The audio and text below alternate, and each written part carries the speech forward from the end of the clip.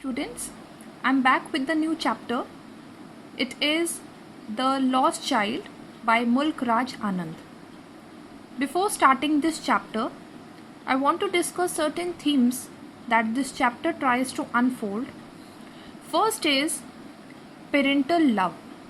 हम लोगों के साथ ये बहुत बार होता है कि हम कोई चीज़ की डिमांड अपने पेरेंट्स से करते हैं और जब वो चीज़ हमें नहीं मिलती है तो हम बहुत ज़्यादा फ्रस्ट्रेट हो जाते हैं, बहुत रोते हैं या उनको डांटते हैं पेरेंट्स को और बहुत बुरा भला भी बोलते हैं. क्या पेरेंट्स तब भी हम लोगों से उतना ही प्यार करते हैं? And the second question this chapter deals with is loneliness. कई बार हम बहुत ज़्यादा अकेले हो जाते हैं जब पेरेंट्स हमारे इर्द गिर्द नहीं होते हैं. तब भी क्या हम पेरेंट्स को मिस करते हैं या हम उसे एज अ फ्रीडम डील करते हैं? हमें ये लगता है कि हम फाइनली फ्री हो गए हैं अपने पेरेंट्स के एक उस केज से जिसके अंदर हम लोग फंसे हुए थे, स्ट्रक थे. तीसरा जो थीम है वो है चाइल्ड साइकोलॉजी. आप देखेंगे कि ये जो लॉस्ट चाइल्ड है ये कितना ज़्यादा उदास हो जाता है जैसे ही उसके पेरेंट्स उसके आसपास नहीं होते हैं, और वही साइकोलॉजी उसको ये रियलाइज़ करवाती है कि पेरेंट्स का रोल सिर्फ बाइंग थिंग्स तक नहीं है, उससे अलग भी है.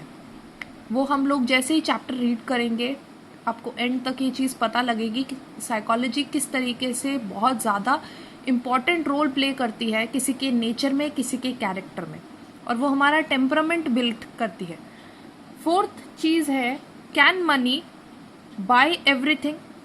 क्या मनी जो है वो सब कुछ पा सकते हैं हम मनी से? क्या उससे हम लव, अफेक्शन सब कुछ हमें मिल सकता है? ये 4 थीम्स हैं. I want to repeat the 4 themes again. First is parental love, second is the loneliness factor, third is child psychology, and fourth is can money buy everything for a child, can it? तो हम ये सब questions पे ही हम लोगों का chapter revolve करेगा और हमें उसी के हिसाब से इसको डिसाइफर करना है, इस पर रिफ्लेक्ट करना है कि क्या पैसा ही सब कुछ है एक बच्चे के लिए, और क्या चीज़ें खरीदने से ही पेरेंट्स हमें प्यार करते हैं या नहीं, ये प्रूव हो जाता है. तो जैसे ही हम ये चैप्टर शुरू करेंगे हमें धीरे धीरे ये सब क्वेश्चंस के आंसर्स मिलने लगेंगे. It was the festival of spring from the विंट्री shades of narrow lens. Spring का सीजन है, फेस्टिवल का टाइम है. विंट्री शेड्स है, सर्दी जैसा मौसम है और बहुत ठंडी ठंडी सी वो नैरो लेन्स लग रही हैं जो कि तंग गलियां छोटी छोटी होती हैं और वहाँ पर बहुत अच्छा सा एक वेदर महसूस हो रहा है. एंड अलाइज इमर्ज्ड अ गेली क्लैड ह्यूमैनिटी. अलाइज इज उस वाले जो नैरो पैसेज है उसके ऊपर आपको दिखाई दे रहे हैं बहुत सारे लोग. गेली इज हैप्पी, जो कि बहुत खुश दिख रहे हैं. क्लैड इज बहुत अच्छे कपड़े पहनकर, रंग बिरंगे से उन्होंने क्लोथ्स पहने हैं. और humanity is for human beings. तो यहाँ पर एक फेस्टिवल टाइम है. आप देखेंगे पिक्चर में कि कैसे एक मेले को उन्होंने पोर्ट्रे किया है जहाँ पर लोग जो हैं वो बहुत अच्छे अच्छे कपड़े पहनकर वहाँ सज धज कर मेले के लिए निकल रहे हैं. और जब वो निकलते हैं तो वहाँ पर सारी जो गलियाँ हैं वो भर जाती हैं बच्चों से, बड़े लोगों से. सम वॉक्ड, कुछ लोग पैदल चल रहे हैं. सम रोड ऑन हॉर्सेस, कुछ लोग घोड़े के ऊपर चल रहे हैं. अदर्स सैट, कुछ बीच बीच में बैठ भी जाते हैं. Being carried in bamboo and bullock carts, और कुछ जो हैं वो बैम्बू और बुलक कार्ट्स के ऊपर भी बैठे हुए हैं, जो बैलगाड़ियां होती हैं उनके ऊपर भी बैठे हैं कई लोग. वन लिटिल बॉय रैन बिटवीन हिज फादर्स लेग्स. एक छोटा बच्चा जो है वो भागते फिरते बीच बीच में अपने फादर की लेग्स के बीच में वो आ रहा है. Brimming over with life and laughter. This always happens with children specially, कि जब हमें कहीं पर हमारे पेरेंट्स लेकर जाते हैं, फॉर एग्जांपल हमें कहीं फेयर में लेकर जा रहे हैं या हमें कहीं मैरिज में लेके जा रहे हैं, किसी फंक्शन में लेके जा रहे हैं, तो ऑब्वियसली हमारा जो पूरा एक बॉडी लैंग्वेज होती है वो बहुत हैप्पी हो जाती है, बहुत चर्पी हो जाती है, हम एकदम चीयरफुल हो जाते हैं. उसी तरीके से ये जब बच्चे को पता लगता है कि हम किसी मेले में जा रहे हैं तो ये ब्रिम हो जाता है. Brim is overflow of something and this overflow is of life and laughter. मतलब आप देखेंगे कि जब एक बच्चा जो है बहुत ज़्यादा खुश होता है तो वो हंसता है, खिलखिलाता है, चहकता है, जैसे फूल एकदम खिल जाते हैं वैसे ही वो खुद में भी खिल जाता है। तो यही उसका जो पूरा एक पोर्ट्रेल है वो बिल्ड करने की कोशिश की है मुल्क राजानंद ने, कि कैसे एक बच्चा जो है वो फेयर में जाने के टाइम फील करता है, कितना खुश है वो।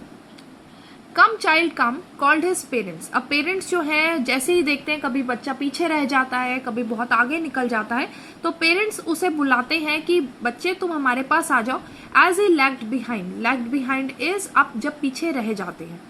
Fascinated by the toys, fascinated is attracted, किसी चीज से आकर्षित होना, उन टॉयज से in the shops that line the way, जो भी रास्ते में वे में उसको शॉप्स दिखती हैं वहां पर जैसे ही वो टॉयज देखता है, तो जो एज है बच्चे की वो इसी तरीके की है कि टॉयज को देखकर वो बहुत ज्यादा अट्रैक्टेड हो जाता है, बहुत खुश हो जाता है, and he desire for them, और वो बहुत ज्यादा इस चीज को विश करता है कि मुझे ये सारे टॉयज मिल जाएं। ही हरिड टुवर्ड्स हिज पेरेंट्स, फिर जल्दी जल्दी वो अपने पेरेंट्स की तरफ जाता है।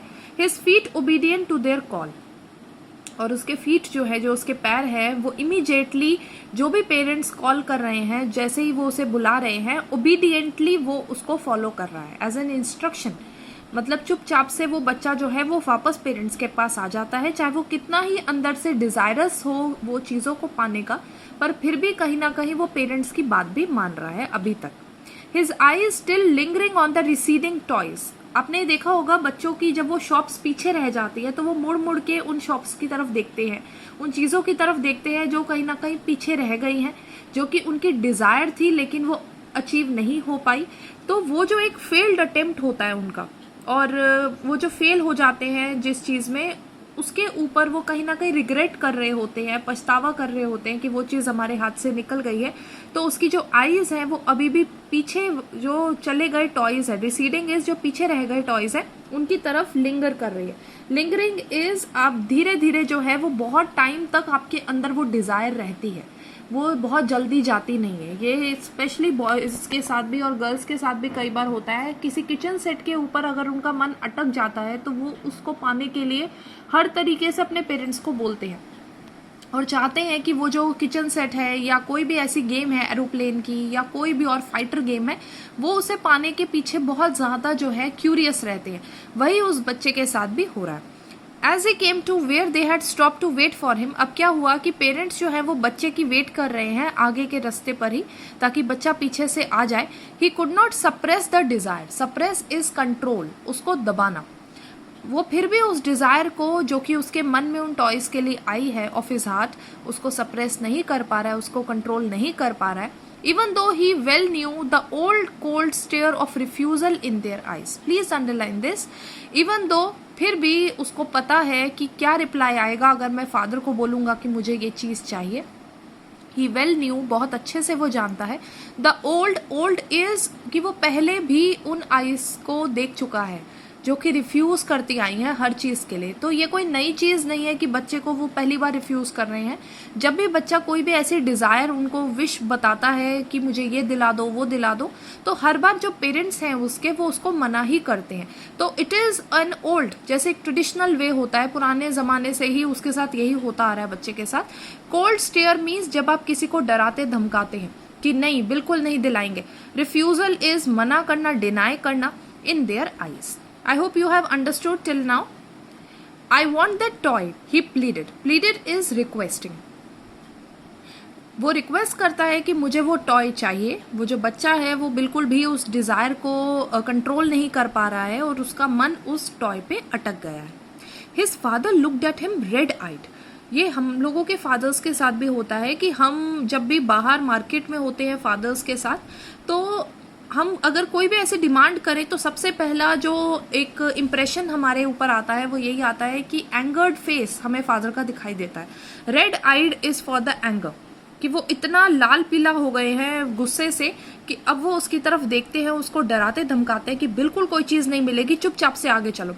In his familiar tyrant way, tyrant is एक ऐसा, जैसे आप राजा देखते हैं जो कि एक क्रूअल एम्परर होता है, उसकी इमेज टायरेंट के इक्वलाइज होती है।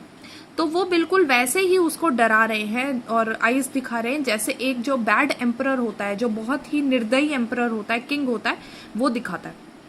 His mother, on the other hand, melted by the free spirit of the day was tender. लेकिन उसकी जो मदर है वो अभी भी बहुत, जैसे मदर्स होती हैं वो बिल्कुल अमूल बटर जैसी होती हैं, एकदम मेल्टेड होती हैं वो. तो इसी वजह से जो डे है, जो फ्री स्पिरिट है, that is the happiness of the day, वो बहुत ज़्यादा टेंडर है, बहुत काम है उसकी मदर, बहुत सॉफ्ट है. And giving him her finger to hold, वो उसे फिंगर देती हैं कि पकड़ो मेरी finger. And said look child what is before you, चलो आगे जाके देखते हैं कि क्या और चीज़ें आपको दिखाते हैं. Then it was a flowering mustard field. अब वहाँ पर सरसों का पूरा एक खेत आ गया है जहाँ फूल बहुत सारे जो हैं येलो कलर के दिखाई दे रहे हैं. पेल लाइक मेल्टिंग गोल्ड, उनको देखकर ऐसा लग रहा है जैसे पूरा एक गोल्ड को पिघाल के वहाँ पर लगा दिया हो. As it swept is spreading across miles and miles of even land. और वो जो है जहाँ तक नज़र जा रही है वहाँ तक वो पूरे तरीके से बिखरा हुआ है, स्प्रेड है. A group of dragonflies were bustling about on their gaudy purple wings. वहाँ पर जब वो फील्ड वगैरह को देख रहे हैं तो उसी के पास उन्हें ड्रैगन फ्लाइज भी दिखती हैं, जो कि बड़ी वाली फ्लाइज होती हैं. वो आपस में बसल कर रही हैं. बसल इज आपस में जैसे फाइटिंग करते हैं और उसकी वजह से साउंड इफेक्ट आता है. Gaudy purple wings is, gaudy is very colourful, उनके पर्पल विंग्स हैं और उससे वो एक पूरा जो उनकी एक ब्यूटी है उसको डिस्क्राइब किया गया है. Intercepting the flight of a lone black bee. Intercepting is बीच में इंटरप्ट करना, बीच में रुकावट बनना. और वो किसको रोक रहे हैं, जो कि एक ब्लैक बी, जो काला वाला बी होता है, उसका रास्ता रोक रहे हैं. और butterfly in search of sweetness from the flowers, और दूसरा एक बटरफ्लाई भी वहाँ पर शायद है जो वहाँ पर स्वीटनेस की खोज में है फ्लावर से, और उसको रोकने के लिए ड्रैगन फ्लाइज जो है वो ग्रुप बनाकर आपस में हसल बसल कर रहे हैं. The child followed them in the air with his gaze. वो उन्हें देखता हुआ, gaze is the stare, child उनको फॉलो करता है. Till one of them would still its wings, और उसी समय वो देखता है कि उनमें से एक ने अपने जो विंग्स हैं, जो अपने पर हैं, उनको स्टिल कर दिया है, रोक दिया है. एंड रेस्ट, और रेस्ट कर रहा है. And he would try to catch it, और वो जो बच्चा है वो इतना ज़्यादा इनोसेंट है कि वो अपनी इनोसेंस में उसे कैच करने की कोशिश करता है ताकि वो उसे बस हाथ में एक बार उठा ले. But it would go fluttering, लेकिन वो फ्लटर करते हुए, फड़फड़ाते हुए अपने विंग्स को वहाँ से उसके हाथ से निकल जाती है. Flapping up into the air, air में अपने पंखों को फ्लैप करते हुए, नॉइस करते हुए. When he had almost caught it in his hands, almost उसने पकड़ ही लिया था, but then he failed in his attempt. Then his mother gave a cautionary call. Cautionary is, आप कभी किसी को सावधान करना चाहते हैं, कभी किसी को बताते हैं that there is something dangerous over there, तब आप किसी को कॉशनरी कॉल देते हैं. ठीक है. कम चाइल्ड, आ जाओ बच्चे, come on to the footpath, footpath की तरफ आ जाओ फील्ड को छोड़ के. He ran towards his parents gaily, gaily is happily, वो अपने पेरेंट्स की तरफ भागता है. And walked abreast of them, abreast is थोड़ी देर के लिए उनको फेस करते हुए और उनसे थोड़ा सा आगे हो जाता है.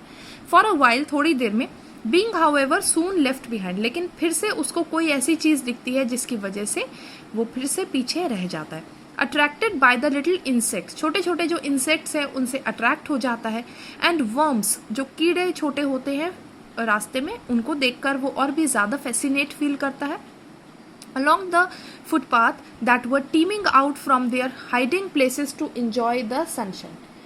They were teeming means वो आपस में सब जो है टुगेदरली उसको देख रहे हैं बच्चे को, और वहाँ पर वो देखता है कि वो जो इंसेक्ट्स हैं वो सब अपने होल्स में से बाहर आ गए हैं, वर्म्स भी, ताकि वो सनशाइन को इंजॉय कर सकें.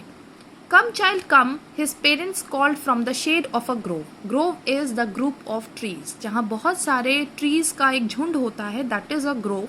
वहाँ पर वो शेड में उसके पेरेंट्स बैठे हैं अपने आप को सनलाइट से सेव करने के लिए, प्रोटेक्ट करने के लिए.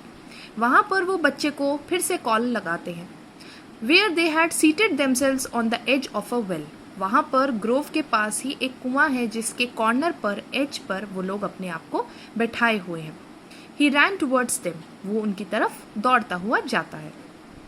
A shower of young flowers fell upon the child as he entered the grove. जैसे ही वो उस ग्रोव में एंटर करता है, बहुत सारे यंग फ्लावर्स का एक पूरा बौछार सी उसके ऊपर गिर पड़ती है. एंड फॉरगेटिंग हिज पेरेंट्स, पूरी तरह से अपने पेरेंट्स को भूल जाता है. He began to gather the flowers in his hands, और वो उन रेनिंग पेटल्स को अपने हाथों में समेटने की कोशिश करता है, गैदर करने की कोशिश करता है. But lo he heard the cooing of doves, लेकिन उसी समय उसको कबूतरों की आवाज़ आ जाती है और फिर से वो फैसिनेट होकर उनकी तरफ दौड़ता है. And ran towards his parents shouting the Dove the Dove.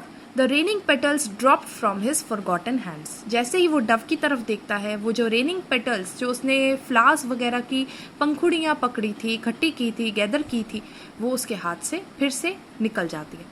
So you can see कि अगर कोई भी चीज़ उसको आगे दिखती है तो वो पुरानी चीज़ को भूल जाता है. This is the innocence of a child, जो कि उसको चाइल्ड एक्चुअल में बनाती है. यही चाइल्डिशनेस है कि वो कितना जल्दी फॉरगेट कर देता है, कितना जल्दी रिमेंबर रखता है चीज़ों को, और उसको डिज़ायर जो है वो उसकी बाकी सब चीज़ों के ऊपर बहुत हावी है. ऐसा नहीं है कि जो उसने एक बार देख लिया उसे वही चाहिए. अगर आगे रास्ते में उसे कुछ और अच्छा दिखेगा तो वो पुरानी सब चीज़ें भूल जाएगा. So this is the character of a little boy basically. Come child come, they call to the child who had now gone running in wild capers round the banyan tree. अब उसके बाद वो देखते हैं कि वहाँ पर वो एक और जगह पर जब रुक जाता है तो वहाँ से फिर से उसे कॉल आउट करते हैं ताकि बैनियन ट्री से वो उनके पास आ जाए.